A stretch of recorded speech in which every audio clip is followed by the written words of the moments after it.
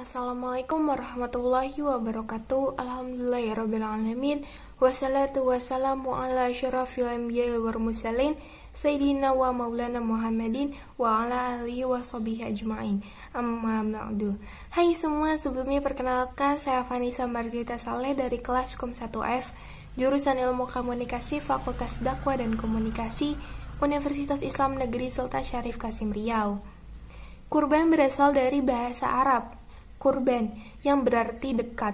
Kurban dalam Islam juga disebut dengan al-hudiyah dan ad-dahiyah, yang berarti binatang sembelihan seperti unta, sapi atau kerbau, dan kambing, yang disembelih pada hari raya Idul Adha dan hari-hari tasyrik sebagai bentuk takorub atau mendekatkan diri kepada Allah Subhanahu wa Ta'ala. Allah telah mensyariatkan kurban dengan firman-Nya, "Sesungguhnya kami telah memberikan kepadamu nikmat yang banyak, maka dirikanlah salat karena Tuhanmu dan berkurbanlah. Sesungguhnya orang-orang yang membencimu, dialah yang terputus." Quran Surat Al-Kautsar 1-3. Dan telah kami jadikan untuk kamu unta-unta itu sebagai syiar Allah, kamu banyak memperoleh kebaikan daripadanya, maka sebutlah nama Allah ketika kamu menyembelihnya. Quran Surat Al-Hajj ayat 36. Setelah kita mengetahui apa itu kurban dan dalil yang mensyariatkan kurban, kita akan lanjut membahas tentang berkurban kepada selain Allah Subhanahu wa Ta'ala. Menyembelih untuk selain Allah dibagi dalam dua rangka. Yang pertama untuk mengagungkan untuk selain Allah dan bertakorub kepada Dia, inilah yang disebut dengan perbuatan syirik. Dan yang kedua ialah menyembelih untuk selain Allah dalam rangka mengungkapkan kebahagiaan dan menghormati selain Allah tersebut. Misalkan menyembelih untuk memuliakan tamu. Bagaimana hukumnya jika ada tamu yang datang dan kita menyembelih ayam untuk menjamu mereka? Hukumnya mubah, bahkan bisa sampai sunnah bila niatnya memuliakan tamu. Tamu yang bagaimana? Tamu yang datang memberikan manfaat untuk kita, misalnya seorang ulama atau rekan bisnis. Nah, balasan bagi orang yang berkurban untuk selain Allah Subhanahu wa Ta'ala.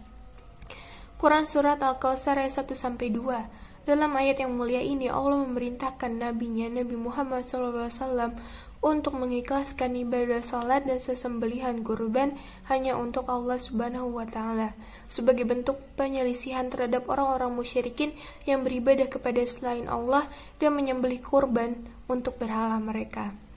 Dalam ayat ini terdapat dalil bahwasannya menyembelih kurban adalah ibadah yang wajib dan diikhlaskan hanya kepada Allah Subhanahu wa Ta'ala semata. Memalingkan ibadah tersebut kepada selainnya adalah kesyirikan yang besar.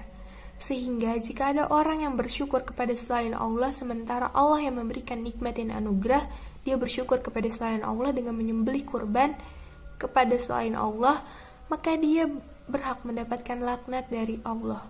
Sebagaimana yang disebutkan dalam hadis yang diriwayatkan oleh Ali bin Abi Thalib radhiyallahu anhu, Rasulullah SAW bersabda, "Semoga Allah melaknat orang-orang yang menyembelih kurban untuk selain Allah Subhanahu wa Ta'ala." Hadis riwayat Imam Muslim. Nah, kita akan lanjut dengan hukum berkurban. Ibadah kurban hukumnya sunnah muakkadah atau sunnah yang sangat dianjurkan bagi orang yang mampu melakukannya, lalu ia meninggalkan hal itu, maka ia dihukumi makruh. Hal ini berdasarkan hadis yang diriwayatkan oleh Bukhari dan Muslim, bahwa Nabi SAW pernah berkurban dengan 2 kambing kibashi yang sama-sama berwarna putih kehitam-hitaman dan bertanduk. Beliau sendiri yang menyembelih kurban tersebut dan membacakan nama Allah serta takbir saat memotongnya. Dari Ummu Salamah radhiyallahu anhu, Nabi Muhammad SAW bersabda, "Dan jika kalian telah melihat hilal atau tanggal masuknya bulan Zulhijjah dan salah seorang di antara kamu ingin berkurban, maka hendaklah ia membiarkan rambut dan kukunya." Hadis riwayat Muslim.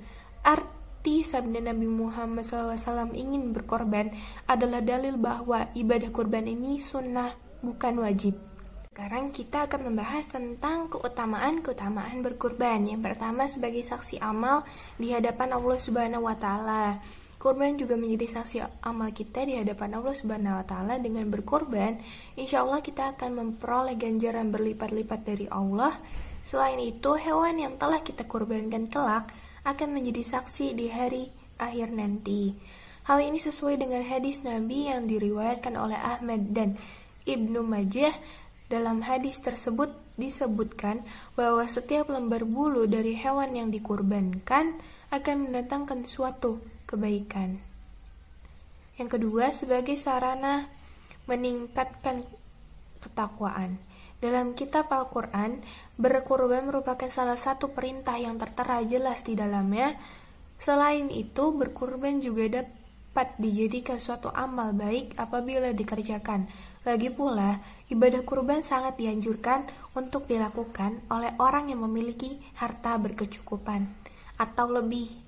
Tak hanya itu, di anjuran berkurban juga dimaksudkan untuk meningkatkan ketakwaan dan keimanan. Kegiatan berkurban ini juga mengajak umat muslim untuk menjalankan apa yang diperintahkan oleh Allah Subhanahu wa Ta'ala sebagaimana yang tertulis dalam Al-Quran. Yang ketiga, berkurban Idul Adha sebagai pengingat bahwa segalanya milik Allah Subhanahu wa Ta'ala. Seperti yang kita yakini, segala sesuatu merupakan milik Allah, bahkan harta benda pun hanyalah titipan yang diberikan oleh Allah Subhanahu wa Ta'ala agar kita bisa menjaganya dan memanfaatkannya untuk kebaikan. Dengan berkurban, diharapkan kita bisa menyadari jika harta benda dan segala yang di langit dan di bumi merupakan milik Allah Subhanahu wa Ta'ala. Yang keempat, taat terhadap perintah Allah Subhanahu wa Ta'ala.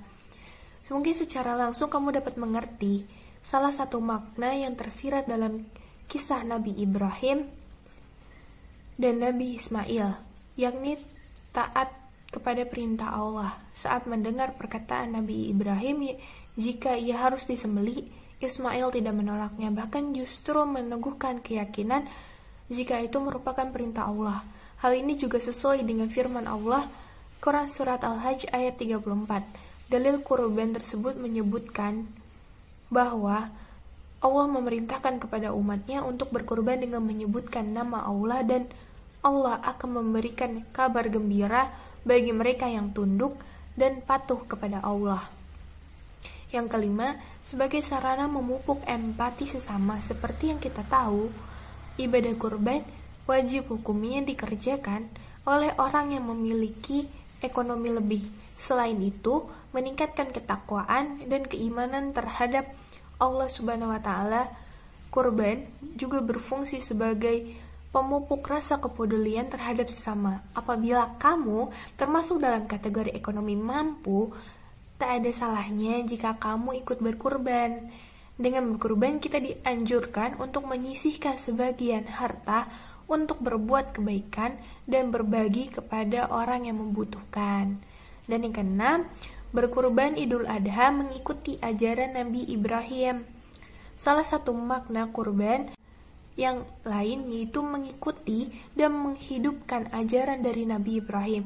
Sebagaimana yang kita tahu, pada saat itu Nabi Ibrahim diperintahkan oleh Allah Subhanahu wa Ta'ala untuk menyembelih putra kesayangannya, yaitu Nabi Ismail. Perintah ini terjadi pada hari Nar, yaitu Idul Adha. Yang ketujuh, pintu untuk mendekatkan diri kepada Allah Subhanahu wa Ta'ala. Berkurban juga menjadi pintu terbaik untuk mendekatkan diri kepada Allah Subhanahu wa Ta'ala. Kurban juga menjadi media dan bukti ketakwaan seorang hamba kepada penciptanya. Hal ini sesuai dengan firman Allah dalam surah Al-Maidah ayat 27 yang menyebutkan bahwa Allah hanya menerima kurban dari orang-orang yang bertakwa. Sekian kuliah 7 menit dari saya, kurang lebihnya saya mohon maaf. Wabillahi taufiq wal hidayah. Wassalamualaikum warahmatullahi wabarakatuh. Jangan lupa untuk like, komen di video ini dan subscribe di channel ini ya.